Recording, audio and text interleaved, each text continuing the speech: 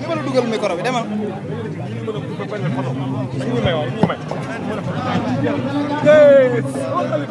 Jërëjëf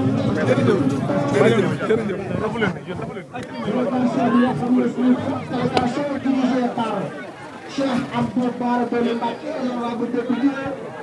ànd ci monsieur le maire Abdou Mbacké Ndao ànd ci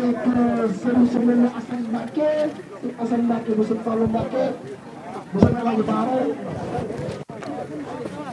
ànd ci délégation bi xam naa ne bu ñu jógee fii dañoo xam que nag ñoo ci nekk waaye di wax na waa Mbacké Bari am ngeen gan bu rëy a rëy te parmi ces hôtes de marque nous avons l'honorable député Cheikh Abdou Bara Dolly Mbacké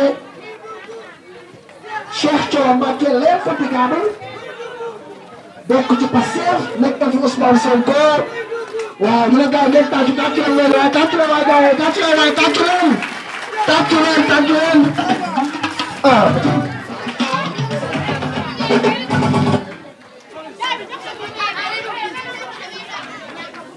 allez waaw en attendant bu installé dañ installé ñi nga xam ne ñoom ñooy gane dañ installé gane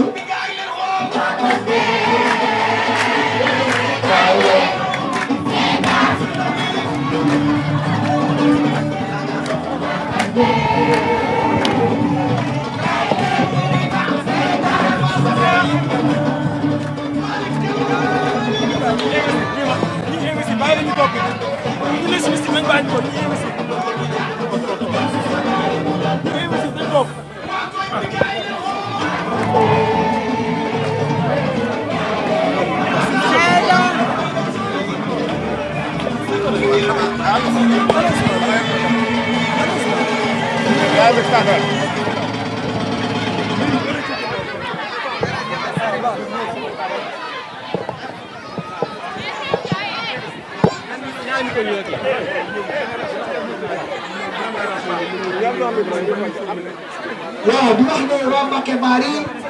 am ngeen gan bu rëy a rëy ci kan boobu nag mën nañ cee lim ku mel ne que Cheikh Abdou Bara Dolly Mbacké bi nga xam ne moom teew na alam bi mën nañ cee lim aussi ki nga xam ne mooy Cheikh Thioro bu Pastef mën nañ cee lim ki nga xam ne aussi mooy Abdou Mbacké Ndao nekk le maire sortant fii de Mbacké Bari te waaye yéen daal ko investir aussi am nañu Mame Fatou Kane am na aussi Bassine Kane ci délégation aussi Fatma Mbodj bi nga xam ne waa Yewwi la moom aussi bokk na ci Franck Dadi Diatta notre frère aussi Franck Dadi Diatta moom aussi mu ngi fii di wax ne aussi une forte délégation qui s'est mobilisée Ibrahima Diallo aussi le communicateur Pastef Diawara aussi de la partie Babacar Gueye aussi nga xam ne moo dalal ñi nga xam ne ñoom ñooy délégation bi moom aussi mu ngi fii donc ñu wax ne aujourd'hui on a des hôtes de grande marque di wax ne kontaan nañu di wax ne yàkkamti woon jël ñëw di wax ne en tout cas c'est une très grande allégresse boo xam ne tey ça va paraître tout ce qui est tristesse ñu kontaan lool ci seen taxawaay yoo xam ne vous allez prolonger cette localité dans l'extase. Voilà ñi nga xam ne ñu ngi ci kanam ak table bi ci nekkul les journalistes ñu ne ngeen bàyyi espace ngeen pousse dem ci ginnaaw nit ñi mën a.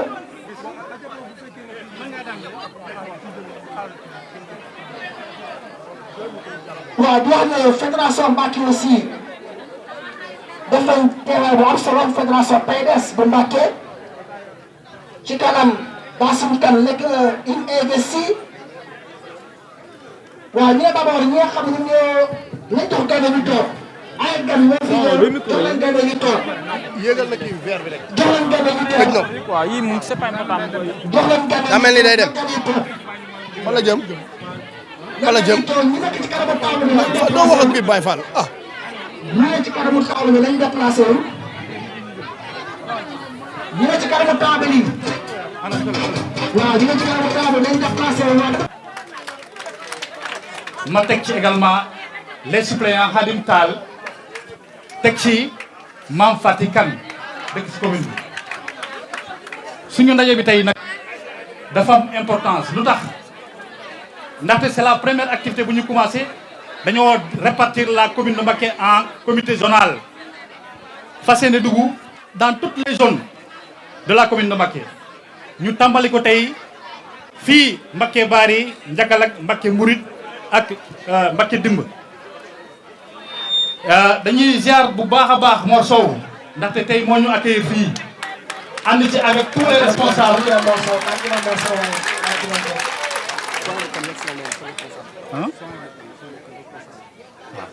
ànd ci avec tous les responsables politiques yu Yewwi ak Wallu waaw maa ngi jégalu parce que bu may présenté am na ñoo bàyyi Bassine Kane mu ngi ci liste nationale Mbacké la dëkk dama ciy dolli Franck Dari Diatta nekk secrétaire général national de l'UJTL dëkk Mbacké ji aussi mu ngi ci liste nationale. donc di nuyu toute la délégation su ma jumee lim maa ngi nuyu maa ngi gis Assane Mbacké toog ak les jeunes Lo vraiment maa ngi jégalu parce que ce n'est pas la liste exhaustive mais jàpp leen ni liggéey bi ñun ñëpp ñoo si toll ñoo si yem ñoo am benn Pastef. Pastef bi mooy lan nañuy jóg takku dugg ci biir gox yi dugg ci koñ yi wax ak mag ñi ak ndaw ñi ak jigéen ñi fexe ba jëlee fi Macky Sall fexe ba jëlee fi Macky Sall ndaxte xam ngeen ni élection législative yi amul lu ko gën a important ci biir réew mi c'est les élections les plus importantes dans ce pays là ndaxte suñu amee majorité ak assemblée nationale mooy Macky Sall statut rek lay doon dans le prochain gouvernement dañu mën a taxawal un gouvernement parlementaire bi nga xam ne ni c'est l'opposition qui va désigner ces ministres de la République kon moo tax xeex bi waruñu ci am tànk ginnaaw dañu war a ko bokk ndey bokk ko bàyyi xeex bi jëlee fi Macky Sall moo gën a gaawee te ci élection législative lay commencé kon ci gàttal dama leen di limal ñuy jël kaddu ndaxte dañuy def les différentes artères du quartier dañuy dugg ci mbedd rukkaan yëpp la ñuy dugg tey parce que dañ fi war a sap jëlee fi ñu fi nekk donc ñi war a jël kaddu maa ngi lim Mor Sow moom la ñuy njëkk a jox kaddu su paree ñu jox kaddu Moustapha Diouf Lambaye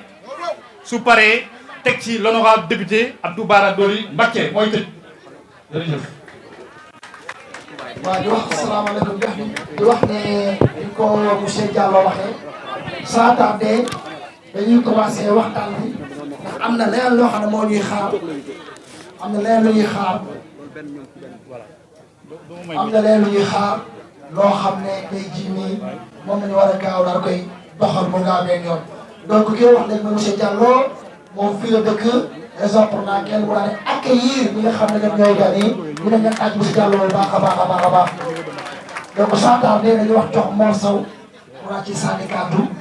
Mor Sow bismillah.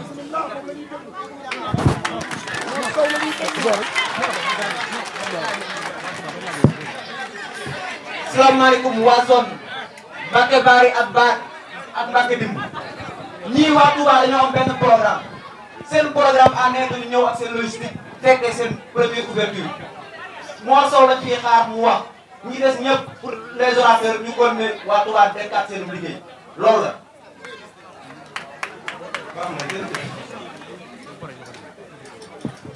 mbooloo mi maa ngi leen di nuyu yéen yëpp ci seen tur ak ci seen sant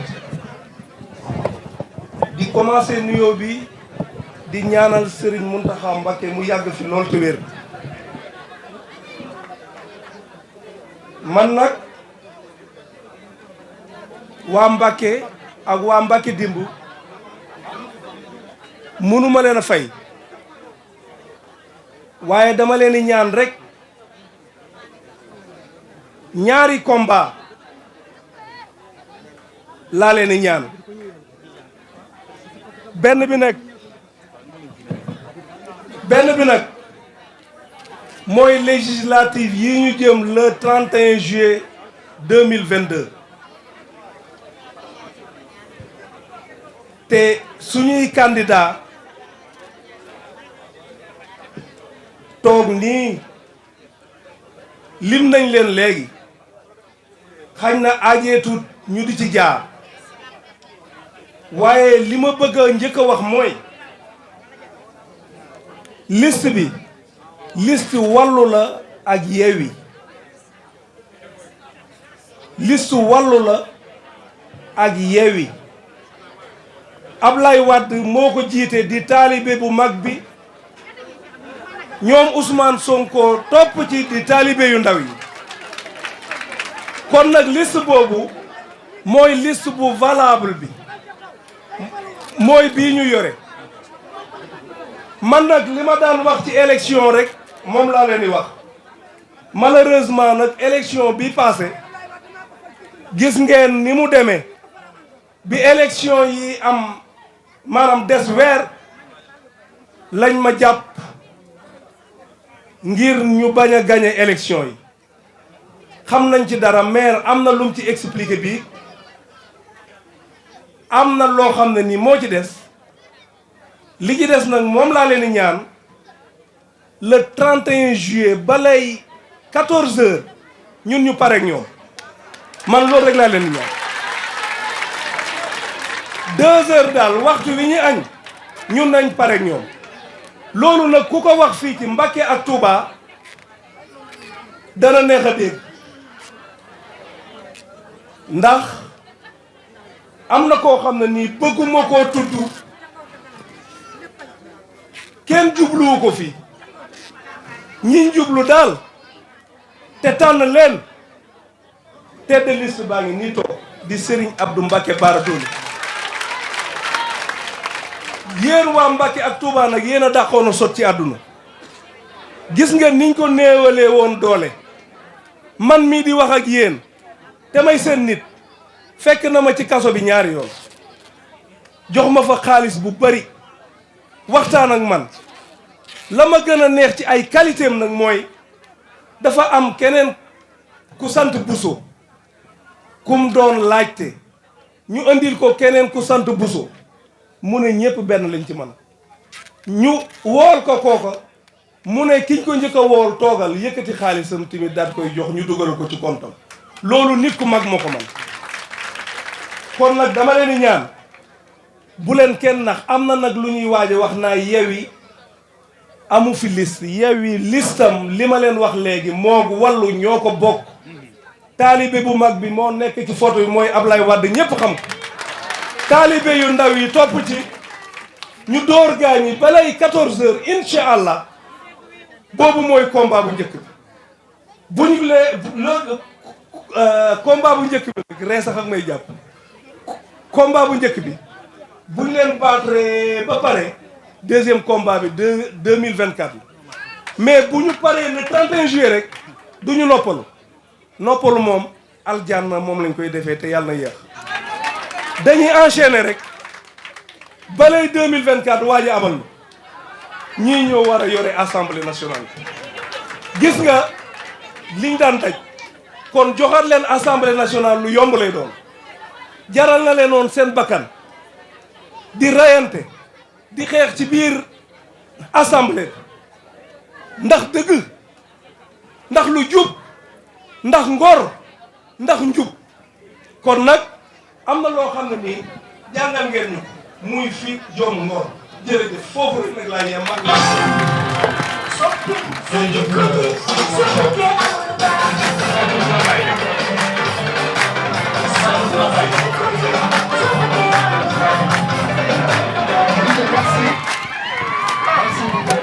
Merci.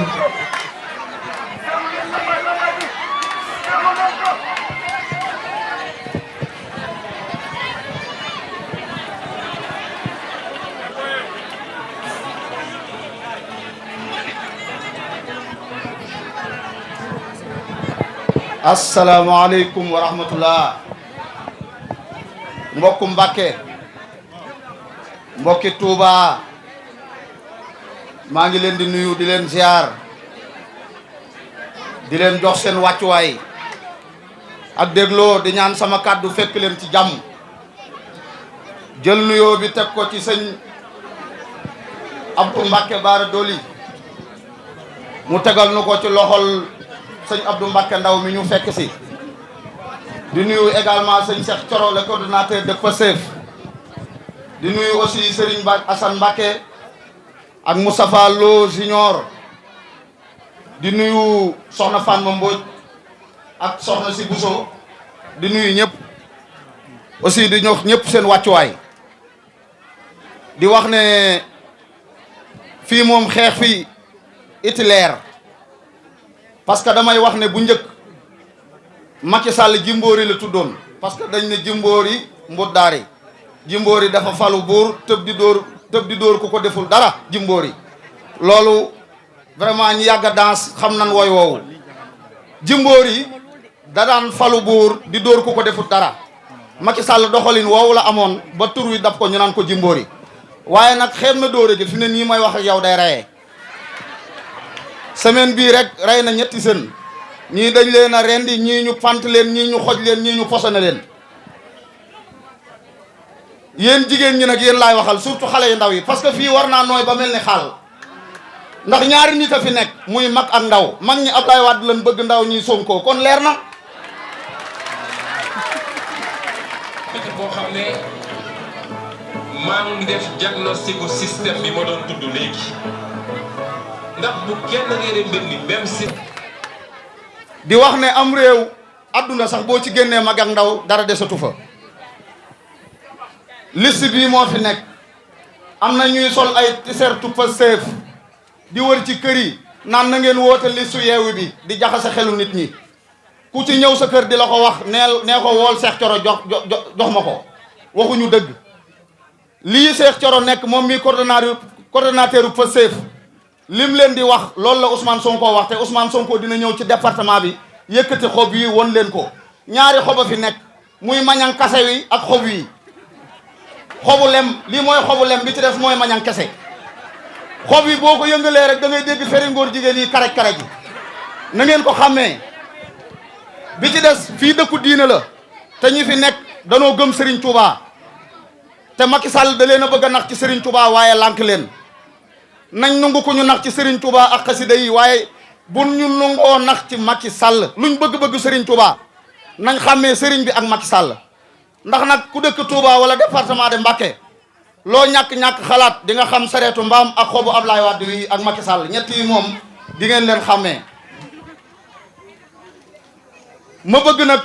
Macky Sall dem gis ay sëriñ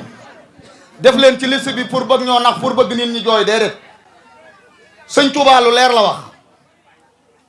képp ku bokk ak nguuru àdduna yi seen nguur gi état bi su ëllëgee yomal xiyaam yéenay bokk seen duma yi kon bëgg Serigne Touba bu mu tax kenn ñëw naan leen di leen dal ci kaw Macky Sall parce que képp ku ci topp Macky Sall topp nga sa torox tànge loolu moom lu leer la Yewwi Askan Wi nag aw tur la waaye nit ku nekk yaay yeewi sa bopp gis nga réew mi ñun ñii fi nekk ñépp koo ci ne mën naa dawal Range Rover mën naa dawal Zéla mën naa dawal lu nekk ndax yàlla askan wu mu wàcce indil na leen li ñu war a jëfandikoo waaye li tax kenn mënta gis sa bopp ci dara mooy Macky Sall nii mu yore réew mi ànd koog tubaab yi ak i mbokkam di sàcc alalu réew mi di ko séddoog tubaab yi loolu moom feeg moo ngi fi kenn du liggéey ba am te it Sénégal day suul ndaanaan boo gisee ñi fi dàq liggéey dàq sonn ñoo fi gën a al loolu nag li ko waral mooy système bu bon sëñ Mountakha bind na pétition ak sëñ Mbaye Sy Mansour ne ko affaire ngóor jigéen yi criminalisé ko daal lànk moom sax lu ko sëñ Mountakha ma sa wax mu lànk waaye bii da cee gën a fës ndax Babacar Mbuuba dem sëñ Mountakha signé mu yóbbu Macky Sall lànk léegi nag li ko sëñ Mountakha ñaan mu lànk dox na ba dellusi ci sunuy loxo la 31 bii ñu jëm nañu sëñ Mountakha li mu bëggoon te Macky Sall lànk nañ ko defal suñu bopp nanu seppi Macky Sall sànni ca àll ba na ngeen jël xobu mboq wii def ko ci enveloppe yi te bañ koo kole ba mu fees dell ñu rokkas ci urne yi ba mu fees dell su boobaa comme jeunesse bi Macky Sall ngi leen di rey ndaw ñi mi ngi def promotion pour ñëpp doon ay ngóor jigéen waa mais nanu way Macky Sall mbii juddu 1960 barki dem bëgg ñoo teg lii damay dégg léeg-léeg ñu naan waaw sëñ bi daa war a wax sëñ bi warut a wax dara Macky Sall dictature la gat sa koy faj Macky Sall ñun ndaw ñi ñoo war a jàmmaarloog moom teg ko ci ligne nan bàyyi yooyu sëñ bi jàmm lay wax waaye bu xeex jotee ñun ñii ñoo war a wàcc ci terrain bi xeex dinaa la wax dara nag képp koo xam ne jihaad da laa raw may ma àggale kenn bëggut Sall ak Ping Yong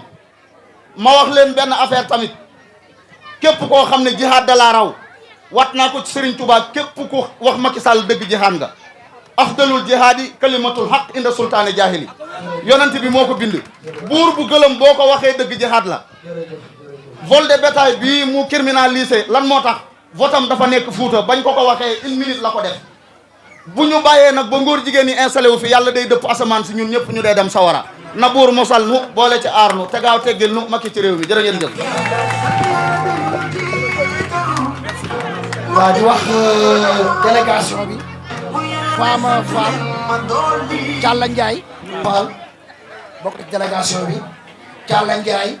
Khadija Pastef Sohaibou Kane APR vraiment dafa bàyyi APR ñoom ànd ak une forte délégation pour jëmmal bis bi di wax Demba Ka mel moo jiite mel mi ngi fii nii Abo Ndiaye donc ñu ñoo fi nekk Baye Sall l'infatigable donc ñu ñoo fi nekk Diallo ñu ko ci dara ko voilà léegi dañuy jox kàddu ci l'honorable député tête de liste départementale bi wàllu Yewwi c'est Abdou Bara Dolly Mbacké ñu lay jaar.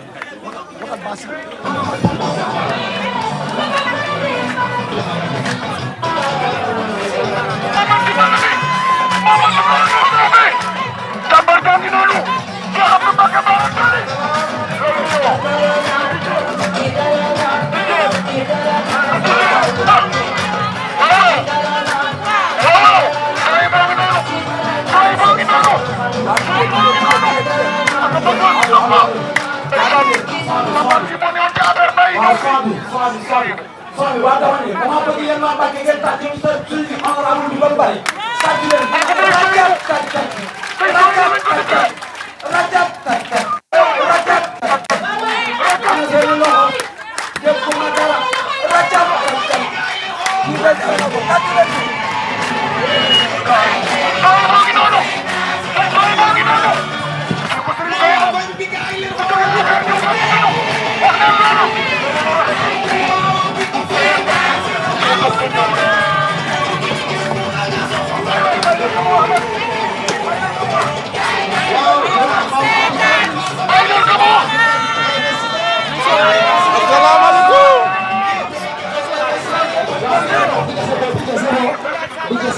mani salaamaaleykum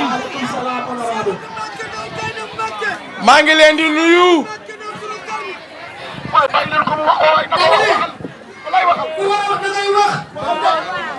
Mor Sow garbi noble Mor Sow ku bëgg Cheikh Abdou Mbacké Ndaw Mor Sow ku bëgg dëkk bi tey ku la seet si sëtëb Cheikh Ahmadou Bamba yi la seet si tey ñu la seet si sëtëb Serigne Touba yi dëkk ñu la seet si Cheikh Abdou Mbacké Ndaw soxna May sëñ Abdou Borom dër bi Cheikhul Khadim Cheikh Thioro sëñ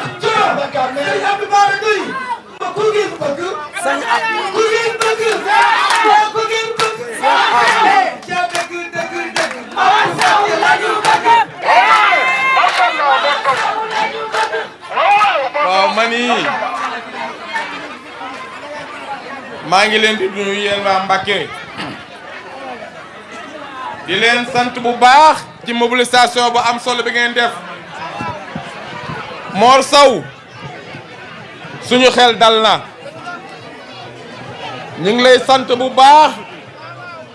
ci jàppale gi ngay jàppale le candidat maire Abdou Mbacké Ndaw nekk si ginnaaw fii si dëkk bi Serigne Cheikh Thioro kenn du ko présenté ak soxna Fane Mbodj ak ñin àndal ñëpp man nag samay kaddu dama koy wax ci ñetti ponk dama leen di ñaan yéen waa Mbacké bu leen juumaat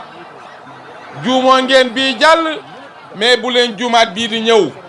ndax le 31 juillet ci lu ñu war a dagg bu mu njaam yi Macky Sall takkal maanaam waa kër gi ndax xam naa ne le 31 juillet bis bu ñu amee majorité assemblée nationale su boobaa seen i jafe-jafe seen i bëgg-bëgg seen lépp loo xamante ne war na jëm si yéen danañ ko saafara incha allah liste bi nag am na léegi ku ma wax mu ni ma dañ koy wax naan ko man Cheikh Abdou Badou laay woteel mais ku ma bëgg a woteel bii ngay wote bii maa nekk fii Ablaye Wade ko jiite ku bëgg a woteel Ousmane Sonko bii ngay wote bii ku bëgg a wote Abdou Mbacké Ndaw bii ngay wote ku bëgg a wote Cheikh Thioro ak Fan Mbodj ak ñoom Bass ñoom ñëpp bii la bii bu leen ko jaawale ak ñoom Mor mii taxaw yéen nag li ngeen manqué si dëkk bi bari na ndax assemblée nationale bi toon naa fa lool ndax bu ma gëstoo du ma gis kenn ndax ñamay gis ñëpp dañuy jàppale Macky Sall menn man la woor mais bu ma àndee gor yi dem assemblée seen i pexe jeex kon yéen waa Mbacké na ngeen mobiliser wu le 31 juillet fu mu àgg à 16h ñu ñëw fii feetu ko wër dëkk bi jox président Abdoulaye Wade Ousmane Sonko ndam li am na ñoo xam ni waa APR amatuñu lu ñuy campagne ñoom ñu ngi wër di takki rajo naan nan wote Yewwi mais bu leen xam ni Yewwi boobu mooy bii liste Yewwi bu ne foofu bu ko kenn wote bii lañ war a wote comme APR amatuñu yaakaar loolu moo leen dese woon pour que ëllëg ko ñu campagne seen bopp dañuy campagne pour ñoom ñu dem wote Yewwi pour laxasal xalu askan wi na ngeen lànk Ousmane Sonko dana fi ñëw Abdoulaye Wade mii moo jiite liste bi liste Yewwi bi fi ñëwee nañ xam ne benn liste moo fi am ñaar liste amu fi kon Mor na ngeen gën a tekku na ngeen gën a taxaw jéem a def sécurisation wat bi jéem a yee askan wi dugg si koñ yi dugg si gox yi xamal leen ni leen le 31 juillet buñ si àggee ban gagné assemblée nationale danañ jox Mbacké ay ministre ak ay directeur ndax Macky Sall daf leen koo xañ pour ndaw ñu mën a liggéey jigéen ñu mën a am formation bu baax ñu mën leen a financé ñun nag ñi ngi nii Ousmane Sonko bi mujjee toog man ak moom leen wax mooy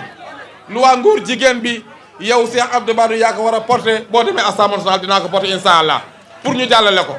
loolu nag wér na te wóor na pour modification yu bari war nañ ko def pour que Macky Sall bañ a def 3e mandat fii lay tàmbalee yéen ñëpp mobiliser wu leen ngir ñu mën a wote massivement pour humilier ko fii si département Mbacké ndax dafa bañ Cheikh Ahmadou Bamba moo tax muy jàpp si Sëñ Tuubaa si kaso bi wasalaamaaleykum wa rahmatulah jërëjëf